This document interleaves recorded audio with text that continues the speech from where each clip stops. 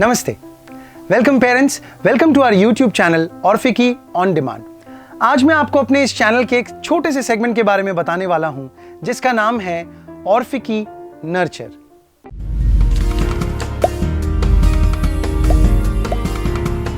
इस सेगमेंट में हम प्रयास करते हैं कि हम आपकी थोड़ी मदद करें to win the biggest battle which is parenting. Now we do not call ourselves the experts. It is the difficult job and I'm sure you guys are way better than us in doing that. But yes, एक ऐसा aspect है जिसमें हम certainly ऐसा सोचते हैं कि हम शायद आपकी थोड़ी मदद कर सकें, वो है करियर्स। तो इस सेक्शन में हम आपके साथ बात करेंगे about a lot of careers जो आपको अपने बच्चों के बारे में सोचने चाहिए। आज जिस पर्टिकुलर करियर चॉइस के बारे में मैं बात करने वाला हूं उसका नाम है company secretary. Now company secretary नाम से मुझे जो एक छोटी सी परेशानी कई बार हुई है वो ये है कि पेरेंट्स या स्टूडेंट्स कहते हैं कि सर आप कह रहे हैं कि सीएस करवा दो, कंपनी सेक्रेटरी कोर्स करवा दो, लेकिन मेरा बेटा पढ़ लिख के इवेंचुअली बनेगा क्या? सेक्रेटरी जिसे कोई भी कहेगा कि ए खोका ये दुटो कप चा बोले दाओ तो एक फोटोकॉपी तू लिए ना हो तो, यानी कि जाओ चाय ले आओ, जाओ फोटोकॉपी करवा लो, क्या आप मेरे बच्चे को इसके लिए तैयार कर रहे हैं? तो उसका जवाब है कि जब मैं कंपनी सेक्रेटरी कहता हूं तो मैं पर्सनल सेक्रेटरी की बात नहीं कर रहा हूं। I am talking about the word secretariat. Secretariat word यानी कि मंत्रालय। तो आपका बच्चा पर्सनल सेक्रेटरी नहीं, कंपनी का न्याय मंत्री बनेगा, कंपनी सेक्रेटरी। आइए इस कोर्स के बारे में कुछ डिटेल्स हम देखें। सबसे पहला सवाल कि सर ये कोर्स कौन करवाता है? क्या आप इसे किसी प्राइवेट कॉलेज के थ्रू करते हैं? तो उसका जवाब है कि इस कोर्स को रन करता है MCA यानी कि मिनिस्ट्री ऑफ कॉर्पोरेट अफेयर्स, यानी कि कहीं ना कहीं गवर्नमेंट ऑफ इंडिया अपनी एक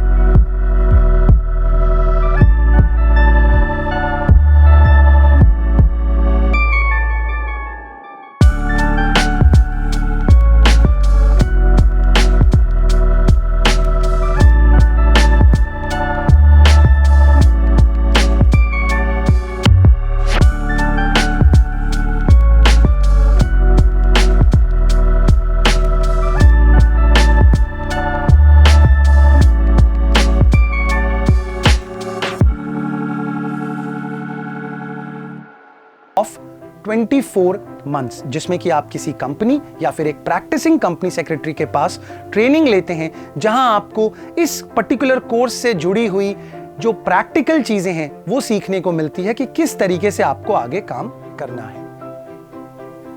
वर्क प्रोफाइल की अगर मैं बात करूं कि एक कंपनी सेक्रेटरी किस तरह का करियर ड्रॉ करता है अपने लिए, तो आपके पास दो ऑप्शंस होते हैं। या तो आप एम्प्लॉयमेंट में यानी कि एक जॉब में जा सकते हैं, और दूसरा ऑप्शन होता है कि आप अपनी खुद की इंडिपेंडेंट प्रैक्टिस सेटअप करें। जॉब की अगर मैं बात करूं तो चाहे प्राइवेट लिमिटेड हो, पब्लिक लिमिटेड हो, गवर्नमेंट कंपनी हो, बैंक हो, इंश्योरेंस सेक्टर की कंपनी हो, हर तरह की कंपनी को एक कंपनी सेक्रेटरी अपॉइंट करना होता है depending upon the paid up share capital. इस वजह से जॉब अपॉर्चुनिटीज की कोई कमी नहीं है। जब आप ये जॉब करते हैं तो आप कंपनी में एक गवर्नेंस ऑफिसर या लीगल ऑफिसर या कंप्लायंस प्रोफेशनल के तौर पे काम करते हैं, जहां आपकी जिम्मेदारी होती है कि कंपनी किसी कानून को ना तोड़े। आज का जो माहौल है, आपने जरूर देखा होगा कि हमें कई फ्रॉड्स और बहुत सारे कॉर्पोरेट फेलियर्स देखने को मिलते हैं, जिसकी वजह से गवर्नमेंट बहुत ही डायनामिक लीगल एनवायरनमेंट में काम करता है और आए दिन नई रेगुलेशंस, नए लॉज रेकमेंड करता है। एक बिजनेस ओनर के लिए इन सारे लॉज से अवेयर होना संभव नहीं होता है, and that's where a company secretary steps in, and it is his responsibility to make sure that वो जिस कंपनी में है वो कंपनी किसी भी प्रकार के कंप्लायंसेस के इश्यू में ना फंसे। जब मैं प्रैक्टिस की बात करता हूं तो एक कंपनी सेक्रेटरी एक डॉक्टर या लॉयर की तरह अपना खुद का ऑफिस बनाता है, अपना चेंबर बनाता है और क्लाइंट्स की मदद करता है। किस तरह के कामों में? सर, नई कंपनी को फॉर्म करना हो, प्राइवेट लिमिटेड को पब्लिक लिमिटेड में कन्वर्ट करना हो, या फिर एक पार्टनरशिप फर्म को एलएलपी में कन्वर्ट करना हो, किसी कंपनी को अपने आईपीओ लेके आना है, नए शेयर्स इशू करने हैं, बायबैक करना है, मर्जर, अमैलगमेशन, इस तरह के किसी भी कामों के लिए आप एक प्रैक्टिसिंग कंपनी सेक्रेटरी के पास जाते हैं जो कंसल्टिंग का काम आपके लिए करते हैं। इसके अलावा कंपनीज एक्ट 2013 एक अमेजिंग चीज लेके आया जिसका नाम है सेक्रेटरियल ऑडिट। ये सेक्रेटरियल ऑडिट पहले भी हुआ करती थी, लेकिन ये ऑप्शनल हुआ करती थी, इट वाज रेकमेंडेड। लेकिन 2013 के एक्ट ने सेक्रेटरियल ऑडिट को मैंडेटरी बना दिया, जिसने कहीं ना कहीं प्रैक्टिसिंग कंपनी सेक्रेटरीज का जो करियर ऑप्शन था उसको और ज्यादा लुक्रेटिव बना दिया, क्योंकि ये सेक्रेटरियल ऑडिट अकाउंट्स की ऑडिट नहीं होती जो कि एक चार्टर्ड अकाउंटेंट करता है, ये लॉ की और कंप्लायंसेस की ऑडिट होती है, और इसे करने का अधिकार सिर्फ और सिर्फ एक कंपनी सेक्रेटरी के पास है। तो इस तरह का कुछ करियर ट्रैक आपका रह सकता है। अगर मैं आपको एक छोटी सी एक्सरसाइज करने के लिए कहूं, आप अगर अपना एक फोन या एक इंटरनेट डिवाइस, चाहे वो कंप्यूटर हो या लैपटॉप हो, उसको अगर अभी एक्सेस कर सकते हैं तो इस वीडियो को पॉज करें और आप गूगल में जाके सर्च करें कंपनी सेक्रेटरी जॉब्स या फिर CS जॉब्स इन इंडिया।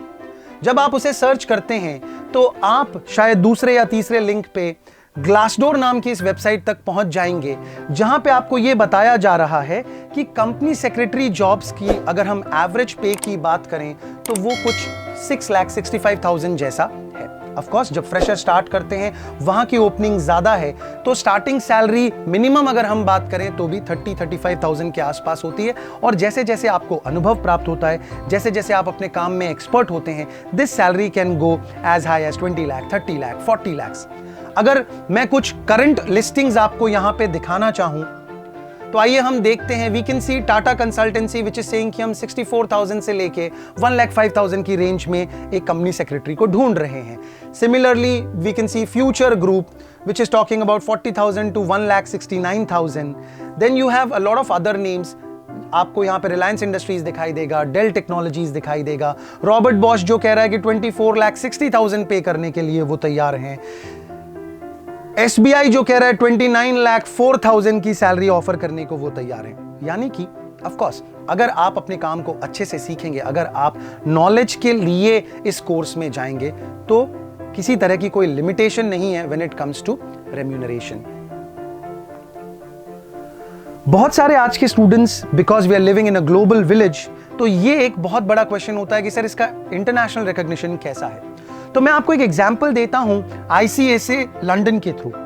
जैसे इंडिया में ICSI है, जो कि कंपनी सेक्रेटरी के कोर्स को गवर्न करता है, ठीक उसी तरीके से यूके लंदन में ICSA नाम का एक ऑर्गेनाइजेशन है जो चार्टर्ड सेक्रेटरी के नाम से वहां पे इसी के जैसा कोर्स रन करता है। अब जैसे यहां 3 स्टेजेस हैं, वहां पे भी 3 स्टेजेस होती हैं और कुछ 17-18 पेपर्स के एग्जाम आपको उन स्टेजेस में अपीयर करने पड़ते हैं।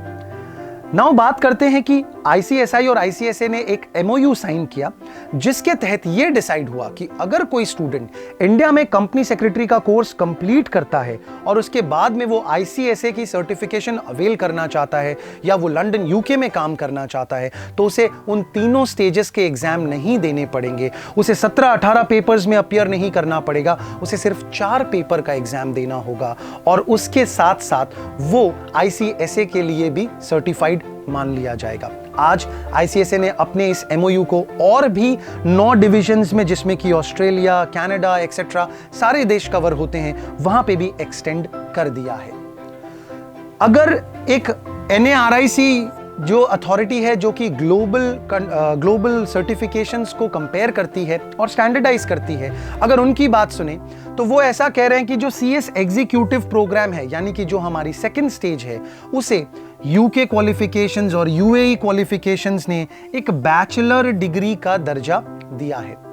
सिमिलरली अगर आप CS का 3rd स्टेज यानी कि CS प्रोफेशनल क्लियर कर लेते हैं तो आपको UK क्वालिफिकेशंस और UAE क्वालिफिकेशंस में मास्टर्स डिग्री का दर्जा दिया जाएगा, यानी कि you will be considered as a post graduate.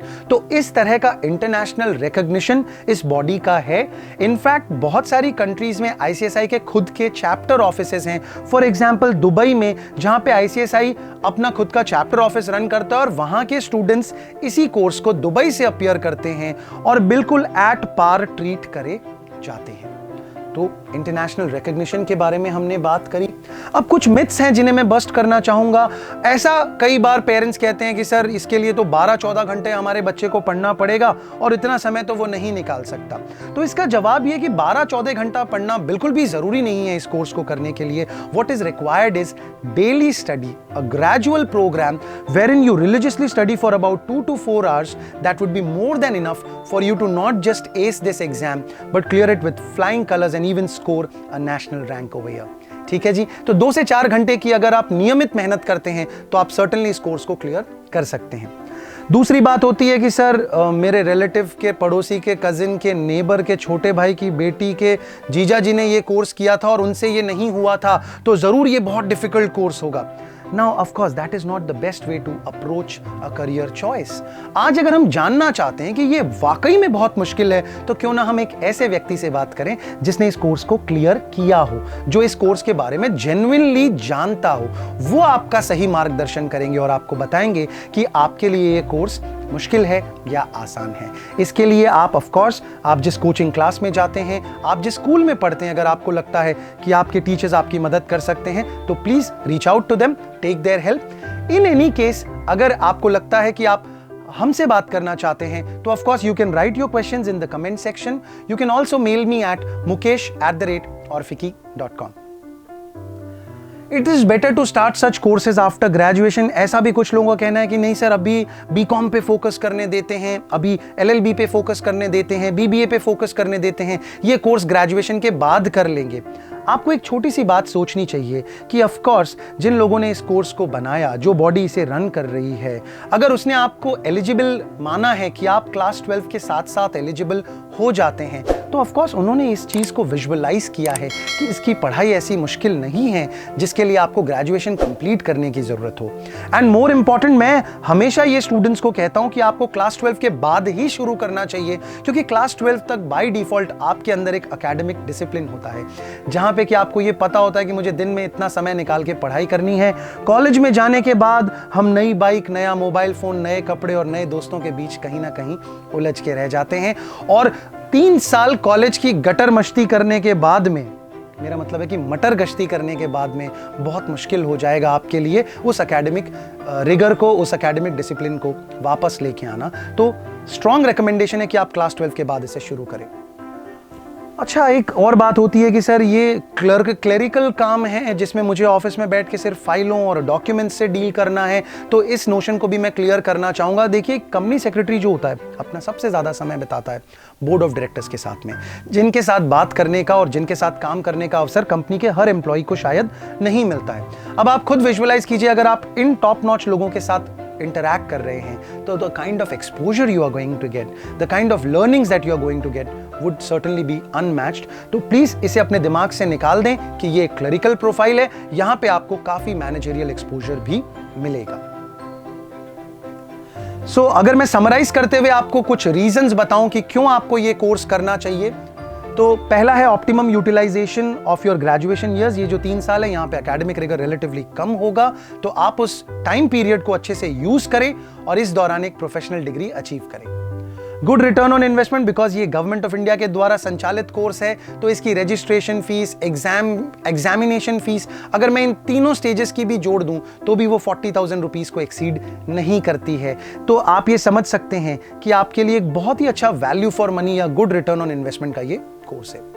National and international recognition के बारे में हम बात कर चुके हैं। अनलाइक सम कोर्सेज जहां पे कि इस बात से निर्भर करता है कि आपने ये डिग्री कौन सी कॉलेज से अचीव करी है, क्या आप XYZ कॉलेज में गए थे या आप ABC कॉलेज में गए थे। CA, CS और CMA, ये तीनों कोर्सेज आप सिर्फ एक ही इंस्टीट्यूट से करते हैं, तो बाय डिफॉल्ट सबको बराबर का रिकॉग्निशन मिलता है। और स्पेशली मैं आज बात करना चाहूँगा उन स्टूडेंट्स के पेरेंट्स के साथ जो सोच रहे हैं कि उनके बच्चे को लॉ की डिग्री लेनी चाहिए या LLB या BA-LLB की तरफ जाना है। उनके लिए तो बहुत अच्छा कॉम्बिनेशन है कि वो अपने LLB के साथ CS कोर्स को परस्यू करें, क्योंकि बहुत सारे जो सब्जेक्ट्स होंगे, जो टॉपिक्स होंगे, वो सिमिलर रहेंगे और आपको डबल एडवांटेज मिलेगा कि आप एक जनरलाइज्ड पर्सपेक्टिव के साथ साथ एक स्पेशलाइज्ड पर्सपेक्टिव लेंगे ऑन कंपनी लॉ। तो पेरेंट्स, आप प्लीज़ मेरी बात ऑब्वियसली पत्थर की लकीर नहीं है। मैं आपको ये सजेस्ट करूंगा कि आप अपने बच्चों से बात करें, कनेक्ट करें उनसे और ये जानने का प्रयास करें कि कौन से सब्जेक्ट्स हैं जिनमें उनकी रुचि सबसे ज़्यादा है, किस तरफ उनके करियर का रुझान है, किस तरफ का इंक्लिनेशन है उनके करियर में। और उसके बाद क्यों ना आप एक छोटी सी एक्सरसाइज करें। आप उन्हें कहें कि एक कागज़ का टुकड़ा लेके आओ, उसे 4 क्वाड्रेंट में बांटो और मुझे अपने स्ट्रेंथ, वीकनेसेस और अपॉर्चुनिटीज और थ्रेट के बारे में थोड़ा बताओ। जब मैं यहाँ पे स्ट्रेंथ, वीकनेस, अपॉर्चुनिटी और थ्रेट की बात करता हूँ तो ऑब्वियसली मैं थोड़ा फोकस कर रहा हूँ on career and on education, यानी कि उनसे कौन से सब्जेक्ट्स में उसे अपना स्ट्रेंथ एरिया समझता है, किसे वो अपना वीक एरिया समझता है, किस तरह की अपॉर्चुनिटीज़ वो अपने लिए ढूंढ रहा है या देखता है। इन चीज़ों को जब हम करते हैं तो शायद हमें एक बेहतर पर्सपेक्टिव मिलेगा कि क्या आपका बच्चा CS करने क्या आपके बच्चे के लिए CS करना एक बेहतर डिसीजन होगा। इसके अलावा you can reach out to professional, जैसा कि मैंने बताया, स्कूल के टीचर्स, काउंसलर्स या कोचिंग क्लास के teachers, and allow us to help you in this. So जैसा कि मैंने आपको बताया, you can reach out to us, you can drop your comments. Also आप मुझे मेल कर सकते हैं mukesh@orfiki.com पे। और इस चैनल का नाम अगर आपको याद हो तो वो है ऑर्फिकी ऑन डिमांड। ऑर्फिकी ऑन डिमांड यानी कि आप या आपके दोस्त या आपके बच्चे कोई भी अगर टॉपिक के बारे में ज़्यादा बेहतर जानना चाहते हैं, सीखना चाहते हैं, तो please do write to us and we'll try and cover those topics in our next lectures और आवर नेक्स्ट वीडियोस। ठीक है जी, धन्यवाद, थैंक यू।